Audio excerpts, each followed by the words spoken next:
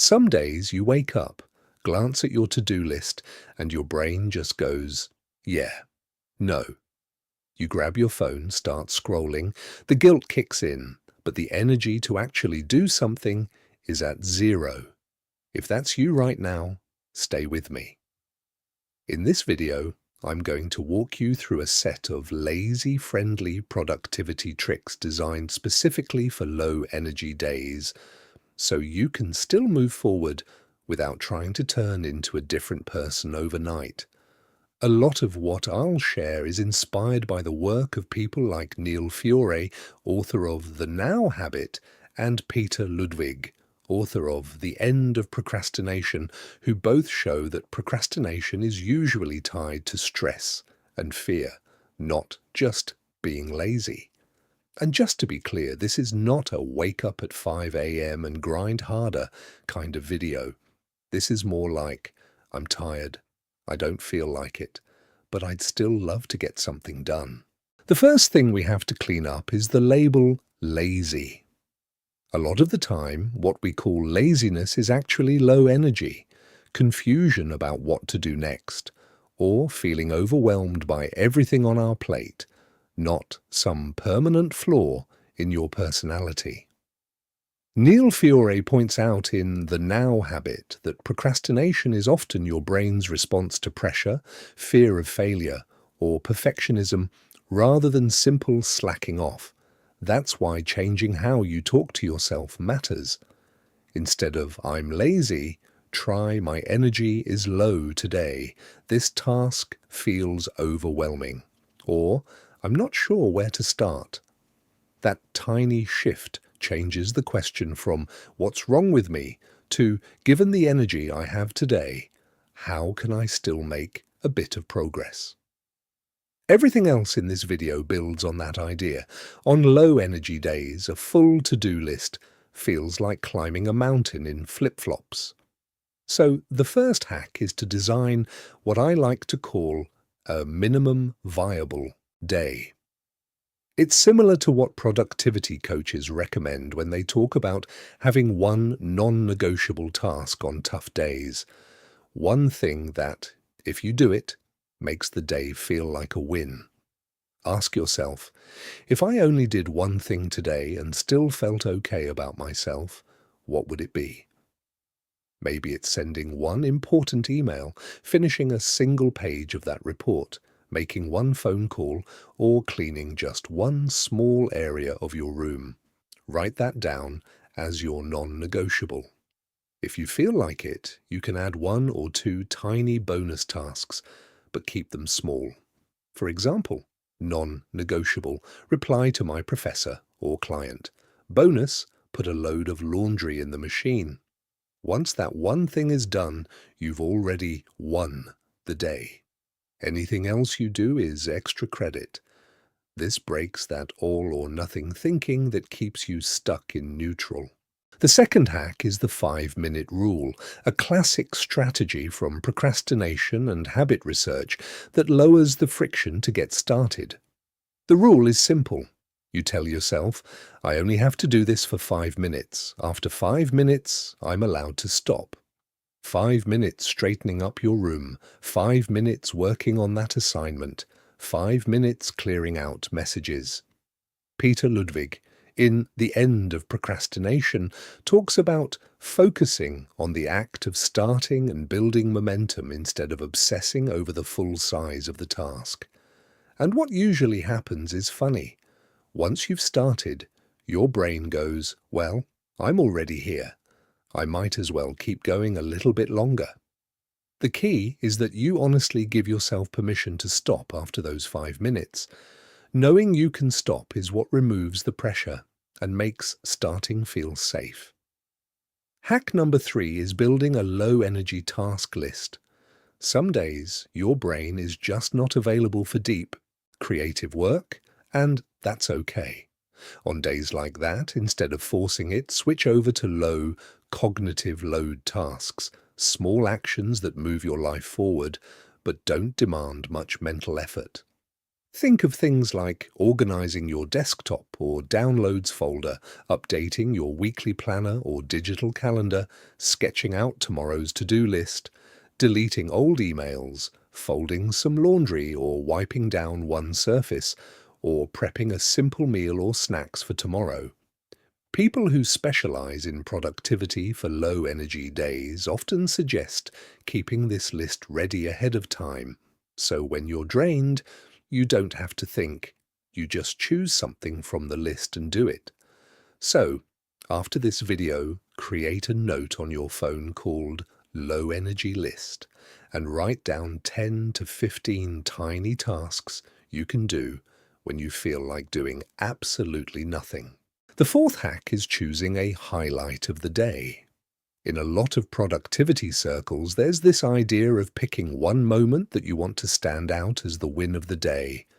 On a lazy day, that highlight should be small but meaningful.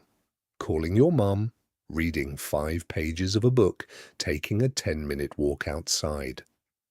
In a popular Reddit thread on productivity, people shared that picking a single highlight and ignoring everything else until it's done completely changes how they feel about their day. It works especially well when your energy is low because it gives your brain one clear target instead of a cluttered list. So, especially on days when you feel sluggish, ask yourself in the morning, what's my highlight today? Write it down, do just that one thing, and then allow yourself to rest without guilt. The fifth hack is to rest on purpose. This might sound strange at first, but it's incredibly powerful. Many of us feel lazy because we rest in a scattered, guilty way. We scroll, we feel bad, we don't truly relax, and we don't really work either. Writers who focus on low-energy productivity point out that sometimes the most productive move you can make is to actually rest properly and stop fighting yourself. Here's how to turn that into a system. Schedule your distractions. For example, you decide, from 3 to 3:30, I'm going to lie down and scroll TikTok or watch YouTube with zero guilt. Outside of that window, you commit to one small block of focused effort, using the 5-minute rule or something from your low-energy list. When you separate real rest from real work like this, you escape that weird in-between zone where you're kind of resting, kind of working, and feeling bad about both. Think of it as intentional rest. Hack number 6 is to make bad choices harder and good choices easier. Several coaches who talk about being lazy and successful say the same thing. Don't bet everything on willpower. Change your environment.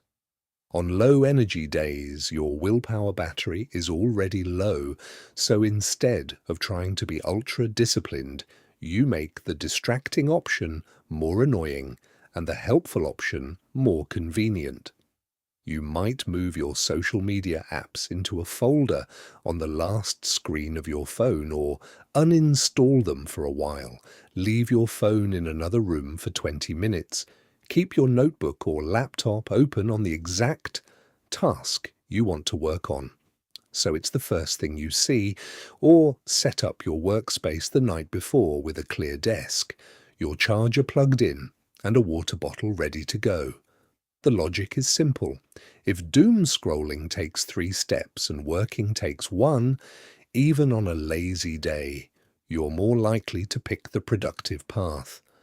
Hack number 7 is using gentle movement to recharge. On low-energy days, it's tempting to stay completely still, but a lot of people who struggle with fatigue and brain fog find that light movement actually helps them get a bit more done. You don't need an intense workout. Try a 5 to 10-minute walk around your block, some easy stretching in your room, or a few minutes standing by an open window or outside getting fresh air. People living with chronic fatigue often say that combining this kind of gentle movement with short, time-boxed work sessions, like a Pomodoro of 25 minutes of work and 5 minutes of rest, helps keep their energy more stable without pushing them into burnout. So, if you feel stuck, tell yourself, I'll walk for 5 minutes, then I'll spend 5 minutes on my task. You're still being kind to yourself, just in a smarter way. Now, let's weave all of these into one simple, lazy day routine you can actually use. Imagine you wake up and you don't want to do anything. First, you change the story in your head. Instead of "I'm lazy," you say, "Today is a low-energy day and that's okay." Then you design your minimum viable day by choosing one non-negotiable task that will define success.